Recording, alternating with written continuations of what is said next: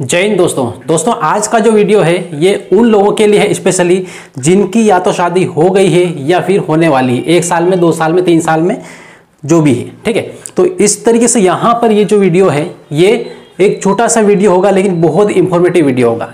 इस वीडियो को यदि जान लिया तो आप हो सकता है एक बड़ी घटना होने से बचा सकते हो उसको, या फिर यहाँ पे जैसे लिखा है शादी फिर बर्बादी, ये भी कारण बन सकता है। ठीक है, तो यहाँ पर एक ऐसे रोग के बारे में बात करेंगे जो हर किसी को ध्यान में रखना बहुत ज़रूरी है। या तो पेरेंट्स को भी ये वीडियो देखना बहुत ज़रूरी है, या फिर जो युवा अवस्था में हैं जितने भी लोग उन सभी को यहाँ पर इस बात पर गौर करना बहुत ज़रूरी है। ठीक है, तो देखें यहाँ पर। अब यहाँ पर ये क्या होता है कि ये एक ऐसा रोग है जिसका नाम है क्या है, थैलीसीमिया रोग। 8 मई को थैलीसीमिया दिवस भी मनाया जाता है, लोगों को काफ़ी जागरूक किया जाता है और हर एक पेपर में लगभग एक हेडलाइन लिखी जाती है कि शादी से पूर्व थैलीसीमिया रोग की जांच जरूर करवा लें। ठीक है, अब ऐसा क्यों बोला जाता है? क्योंकि यहाँ पर बहुत सारे 99% लोग ये नहीं जानते हैं कि ये रोग क्या होता है और इससे क्या क्या हो सकता है। समझ भी नहीं पाएंगे यदि मान लो से किसी फैमिली में है। ठीक है, तो चलिए एक एक पॉइंट टू पॉइंट यहाँ पर पूरा बताऊंगा मैं, और आपको सही तरीके से समझना है, खुद को अपने आसपास सभी को अवेयर करना है और इस वीडियो को जितना ज़्यादा हो सके ऐसे लोगों के पास शेयर करना है जो अधिकतर युवावस्था में है या फिर पेरेंट्स है। ठीक है, तो चलिए सबसे पहले यहाँ पर क्या है कि थैलेसीमिया रोग होता क्या है या फिर क्या है, इस पर बात कर लें। तो दोस्तों थैलेसीमिया जो रोग होता है ये क्या है, ये देखें तो ये एक अनुवांशिक रोग है। कैसा है ये? अनुवांशिक रोग है। इसीलिए मैंने शुरुआत में बोला या तो जिनकी शादी हो गई है या फिर होने वाली है या फिर पेरेंट्स है, उनके लिए, तीनों के लिए काफ़ी इंपॉर्टेंट इंफॉर्मेशन है ये। ठीक है, तो अनुवांशिक रोग है ये, मतलब पीढ़ी दर पीढ़ी चलने वाला रोग है। ठीक है, यदि पेरेंट्स में है तो बच्चों में होना स्वाभाविक है। ठीक है, उनमें है तो उनकी अगली पीढ़ी में जाना स्वाभाविक है। यदि उस रोग को समझ लिया, जान लिया और यदि शादी से पहले ही इसकी जांच करवा ली तो आपको आगे चल के कोई दिक्कत नहीं होगी। ठीक है, उसके बाद आपकी आने वाली जो भी पीढ़ियां होगी सब सुरक्षित रहेगी। लेकिन यदि इसको इग्नोर कर दिया, इसके बारे में आप नहीं जानते हैं, तो बहुत बड़ी दिक्कत भी हो सकती है। ठीक है, तो ये क्या है, एक अनुवांशिक रोग है। और इसमें हकीकत में होता क्या है, इसमें यह होता है कि जो हमारी बॉडी में ब्लड होता है, ब्लड के अंदर होता है आरबीसी, एक होता है डब्ल्यूबीसी। ठीक है, यहां पर आपने बहुत अच्छी तरीके से पढ़ा है आरबीसी और डब्ल्यूबीसी के बारे में। तो आरबीसी क्या होता है, मेन तो इसी का रोल होता है आरबीसी का। ठीक है, इसी की वजह से क्या होता है, थैलीसीमिया रोग होता है। अब इसकी वजह से कैसे होगा? जब शरीर में आरबीसी का निर्माण बहुत कम हो जाता है या फिर इसकी जो आयु होती है वो बहुत घट जाती है, उस कंडीशन में थैलीसीमिया रोग हो जाता है। थैलीसीमिया रोग का एक प्रकार से बोले तो ये लक्षण ही है। ठीक है, आरबीसी, रेड ब्लड कार्पसेल्स। ठीक है, रेड ब्लड कार्पसेल्स हिंदी में बोलते हैं लाल रक्त कणिकाएं, लाल रक्त कणिकाएं। ठीक है, ये बोलते हैं इसको हिंदी में। तो अब यहां पर इसमें होता क्या है, इस रोग में आरबीसी का जो जीवन काल होता है वो बहुत कम हो जाता है। जैसे कि जीवन काल नॉर्मली इसका होता है कितना, 120 दिन। 120 दिन तक कोई एक आरबीसी जीवित रहती है, मतलब रेड ब्लड कार्पसेल्स 120 दिन तक इसकी अवधि रहती है, इसकी आयु रहती है, उम्र रहती है। ठीक है, लेकिन ये रोग मान लो से कि जिसमें है थैलीसीमिया रोग है, उनका ये केवल 120 से घटकर बहुत कम हो जाता, बहुत कम। मतलब ये समझ लो कि ये 20, 30, 40 पे भी आ जाता है, 20, 30 या फिर 40 दिन पे भी आ जाता है। ठीक है, जब ऐसी कंडीशन होती है तो उस रोगी की या फिर उस फैमिली की बर्बादी तय होती है। ठीक है, हर सप्ताह में लगभग 2 से 3 बार उनको ब्लड की आवश्यकता पड़ती है। ठीक है, ब्लड छटाना पड़ता है बाहर से। ठीक, तो इस तरीके से ये पूरा इसका डाटा है। तो यहां पर इसका ध्यान रखना ये है कि अनुवांशिक रोग क्या है, तो ये आनुवांशिक रोग, पीढ़ी दर पीढ़ी चलने वाला, मतलब पेरेंट्स से बच्चों में आने वाला रोग जो होता है उसे आनुवांशिक रोग कहते हैं। और थैलेसीमिया रोग कैसा है, तो ये आनुवांशिक रोग ही है। क्लियर है। अब फिर हम यहाँ पर बात करें तो इसकी लक्षण। अब लक्षण में सबसे सही तरीके से पहचानने में मदद करेगा कौन, एनीमिया। तो यहाँ पे बराबर नहीं, बार बार एनीमिया की समस्या, मान लो कोई बच्चा बार बार बीमार हो रहा है, कोई बार बार उसको एनीमिया की बीमारी हो जा रही है, मतलब ब्लड की कमी हो जा रही है, तो समझ लेना कि वो लक्षण किसका है, वो थैलेसीमिया रोग के लक्षण है। ठीक है। तो इस तरीके से यहाँ पे, इसीलिए यहाँ पर हर पेपर में हेडिंग होती है कि शादी से पूर्व थैलेसीमिया की जांच कराएं। बहुत सारे लोग 100 मतलब ये समझ लो 99% लोग जब शादी करते हैं, पत्रिका बनवाते हैं, उससे पहले पंडित जी के पास में जाते हैं और कुंडली मिलाते हैं। ठीक है, कुंडली मिलाते हैं और ये देखते हैं कि इसकी कुंडली इससे मिल रही, नहीं मिल रही, लाइफ सही तरीके से चलेगी, नहीं चलेगी। ये सब कुछ करने की बजाय, ये करना ही है, ठीक है करना है, लेकिन इससे कई गुना ज़्यादा इंपॉर्टेंट है, ज़्यादा जरूरी है, वो ये है कि अपने स्वास्थ्य की, अपने बीमारियों की जांच करवा लें एक दूसरे। ठीक है, कोई दूल्हा है, दुल्हन है, बनने वाले हैं, तो दोनों तरीके से इसकी जांच होना बहुत जरूरी है, क्योंकि दोनों में हो सकता है। ठीक है। और बहुत सारे लोग ऐसे हैं जो GF-BF है, उनको भी इसका ध्यान रखना बहुत जरूरी है, क्योंकि आगे चल के वो भी कहीं ना कहीं, अधिकतर मतलब 80% लोगों की तो शादी हो ही जाती है, लव मैरिज अरेंज मैरिज में बदल जाती है। ठीक, तो यहाँ पर ये चीज़ है। ठीक, उसके बाद में फिर यहाँ पे मैंने बताया कि जो RBC है, इसका एक तो क्या होता है, निर्माण बहुत कम हो जाता है। निर्माण क्या होता है, बहुत कम, मतलब खून का बनना कम हो जाता है, बहुत कम, ना के बराबर। उसके बाद में फिर ये होता है कि इसका जो जीवन काल होता है ये कम हो जाता है। जीवन काल कितना, तो लगभग 20 से 40 दिन की अवधि लगभग रह जाती है इसमें। इसीलिए हर सप्ताह में इनको RBC या फिर ब्लड की जरूरत पड़ती है, हर सप्ताह या महीने में कितना, 2 से 3 बार, मतलब समझ लो हर सप्ताह।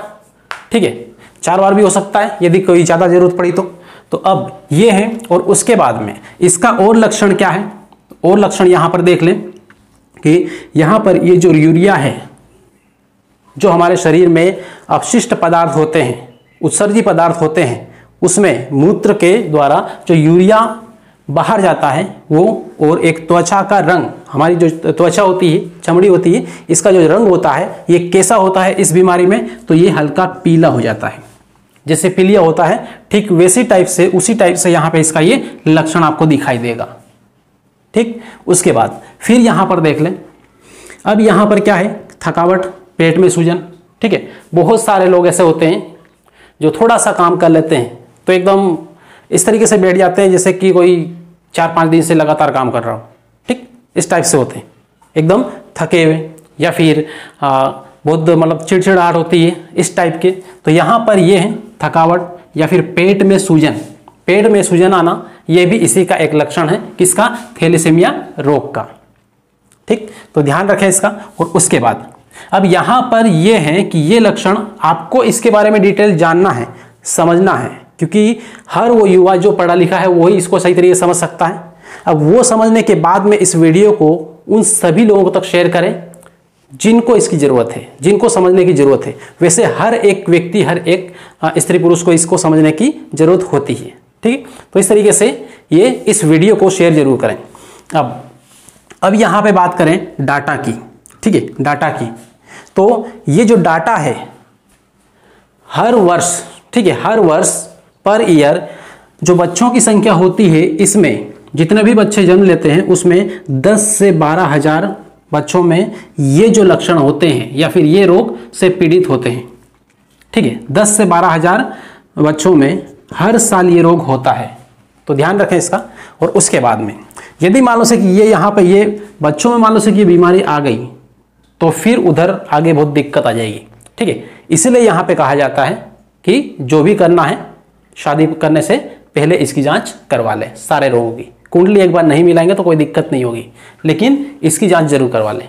ठीक, उसके बाद इसके साथ साथ में एक बात और यहाँ पर कि ब्लड ग्रुप होता है तो ब्लड ग्रुप की जांच होना भी बहुत ज़रूरी होती है शादी से पहले, अदरवाइज वहाँ पर भी बहुत बड़ी दिक्कत खड़ी हो सकती है। यदि ब्लड ग्रुप आपका अलग अलग मिल गया, एक नेगेटिव मिला एक पॉजिटिव मिला, तो काफ़ी दिक्कत हो जाएगी। नेगेटिव ब्लड यदि पॉजिटिव ब्लड वाले के साथ में पहली बार मिला तो ठीक है, लेकिन जब दूसरी बार उसके कॉन्टैक्ट में आता है तो फिर वहाँ पे जो उसके जो ब्लड के अलग अलग ग्रुप हैं वो एंटीजन और एंटीबॉडी, ठीक है, एंटीजन और एंटीबॉडी ब्लड में होता है, ठीक है, ब्लड ग्रुप अलग अलग बनाता है। नेगेटिव पॉजिटिव ब्लड वालों के मान लो से शादी भी हो जाती है तो उनके बच्चों में पहला बच्चा तो स्वस्थ रहता है, लेकिन दूसरे का जन्म होने से पहले ही मृत्यु हो जाती है या फिर जन्म के बाद हो जाती है, ठीक है। तो ये यहाँ पर ध्यान रखना बहुत जरूरी है, थैलेसीमिया रोग की जांच और उसके बाद में ब्लड की जांच। ये जब ब्लड वाला टॉपिक मैंने पढ़ाया था तो बहुत अच्छी तरीके से बहुत डिटेल में इसके बारे में बताया था, इन बीमारियों के बारे में, ठीक है। थैलेसीमिया रोग अलग है इसलिए इसको यहाँ पे अलग से बता रहा हूँ, ठीक।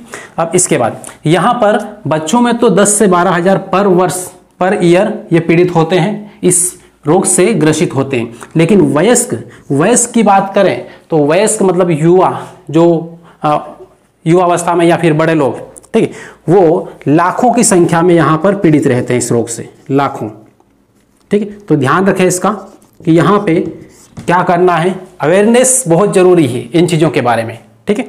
अब इसके बाद में फिर आते हैं तो यहाँ पर उपचार की बात कर लें, ठीक है, उपचार की बात कर लें। या फिर यहाँ पर ये जो प्रकार मैंने लिखा है, प्रकार इतना ज़्यादा खास नहीं है। प्रकार में क्या होता है कि थैलेसीमिया रोग 2 प्रकार का होता है। अब 2 प्रकार कौन कौन से, एक माइनर और एक मेजर। कौन कौन सा है, एक होता है माइनर, तो यहाँ पे लिख दे रहा हूँ माइनर, और एक होता है मेजर। नॉर्मली बोले तो एक हल्का फुल्का और एक बड़ा, ठीक है, थोड़ा सा ताकतवर। ये तो माइनर मानसिक थैलेसीमिया रोग है किसी के अंदर तो उनको उतना ज़्यादा कोई दिक्कत नहीं आएगी, उनके बच्चों को उतना ज़्यादा कोई दिक्कत नहीं आती है, वो नॉर्मल लाइफ जीते हैं, ठीक है। लेकिन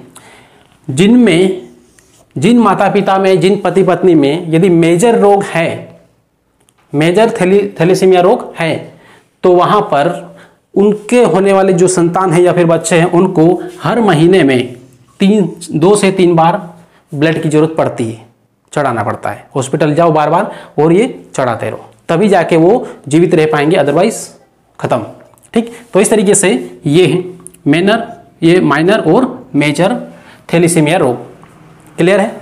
अब बात करते हैं लास्ट में इसके उपचार की। यदि ये सब कुछ हो गया है तो इसका उपचार क्या है, किस तरीके से इसको समाप्त किया जा सकता है या इस बीमारी से मुक्ति पाई जा सकती है, ठीक है।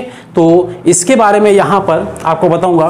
तो इसका उपचार केवल बोन मेरो ट्रांसप्लांट से ही पॉसिबल है, उसी से ही होता है, ठीक है। बोन मेरो को ट्रांसप्लांट कर दो, किसी और जो स्वस्थ व्यक्ति है, इस रोग से पीड़ित नहीं है, उसका बोन मेरो ट्रांसप्लांट करो, ठीक है, जिससे उसका मैच खाता है, ठीक है। तो इस तरीके से यहाँ पर बोन मेरो ट्रांसप्लांट से इस रोग का इलाज किया जा सकता है, यह संभव है। तो यहाँ पर लिख दे रहा हूं मैं बोन मेरो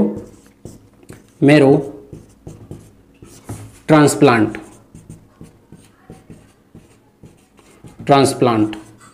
तो बोन मेरो ट्रांसप्लांट क्या है या फिर बोन मेरो क्या है, तो यहाँ पर आप इस डायग्राम में देख ले। अब इस डायग्राम में आपको क्या है, एक बोन दिख रहा है, बोन मतलब से सिंपल बोलेगा हड्डी, और उस हड्डी के अंदर जो होता है एक चिपचिपा पदार्थ या गोंद टाइप का, उसे हम बोलते हैं मेरो, ठीक है। तो इस तरीके से इस बोन मेरो से ही ब्लड का निर्माण होता है, आरबीसी का निर्माण होता है। तो ये आरबीसी वहीं से बनती। यदि उसको ट्रांसप्लांट कर दिया जाएगा तो फिर जो आरबीसी पहले से ग्रसित है इस रोग से, थैलेसीमिया रोग से, वो वहां से हट जाएगी और दूसरी नई आरबीसी आ जाएगी किसी और व्यक्ति की, ठीक है, जो उसके जैसी उससे मैच खाती है। तो फिर वो वापस रक्त बनाना चालू कर देगी और जो एक नॉर्मल व्यक्ति का जो ब्लड होता है ठीक वैसा हो जाएगा, ठीक है। आरबीसी का जीवन काल फिर 120 हो जाएगा या इतना फिर यहाँ पे नहीं रहेगा। क्लियर इतना? तो इस तरीके से यहाँ पे बोन मेरो ट्रांसप्लांट से ये रोग को भगाया जा सकता है और एक बिगड़ी हुई लाइफ को सही ट्रैक पे लाया जा सकता है, ठीक है। तो दोस्तों ये वाला जो वीडियो है इतना इंफॉर्मेटिव है कि इसको यदि गहराई से जाने तो बहुत काम का है और बहुत जरूरी भी है, ठीक है। इसलिए इस वीडियो को जितना ज़्यादा हो सके शेयर करें, क्योंकि ये पर्टिकुलर किसी एक पढ़ने वाले स्टूडेंट्स के लिए नहीं है, ये हर किसी के लिए, पढ़े लिखे हो या फिर अनपढ़ हो, सभी के लिए यहाँ पे जरूरी है, ठीक है। तो दोस्तों इसी टाइप के इंफॉर्मेटिव वीडियो भी आपको यहाँ पर इस चैनल पे मिलते रहेंगे, साथ साथ में पढ़ाई और उसके साथ में एक्स्ट्रा अवेयरनेस का जो वीडियो है वो भी रहेगा। ठीक है। तो दोस्तों मिलते हैं फिर अगली क्लास में, तब तक के लिए बेस्ट ऑफ लक।